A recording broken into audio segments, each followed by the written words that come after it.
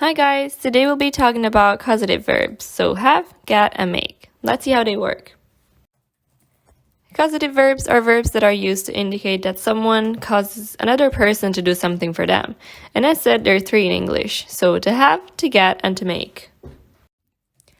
Let's see first how the verb to have works as a causative verb. So the first structure we're going to see is subject, have, object, which usually is a person, and the base form of the verb. So for instance, we could say, John had me do his homework. So here, John is the subject, the object is me, and the verb to do is in base form. So the meaning would be that I ended up doing John's homework. Then we have another structure with the verb to have, which consists of subject, have, object, which usually is a thing, and past participle form of the verb. So we could say, my grandparents finally had their roof fixed. So the subject is my grandparents. Then the object is the roof and the verb is to repair. And the meaning here is that someone has finally repaired my grandparents' roof.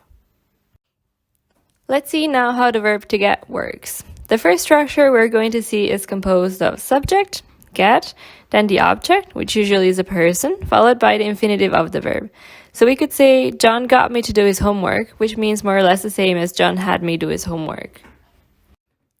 Another structure that we have with get is the following. Subject, get, then the object, which usually is a thing, followed by the past participle form of the verb.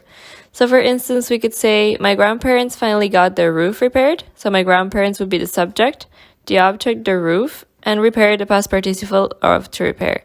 And this sentence means that someone has finally repaired my grandparents' roof. Let's have a look now at how the verb to make works as a causative verb.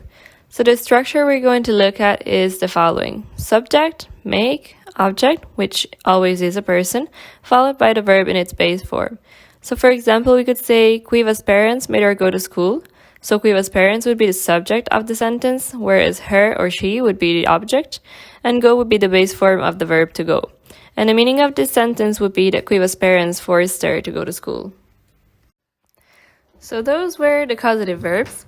Here instead we're taking a look at verbs that are not causative but that work in the same way.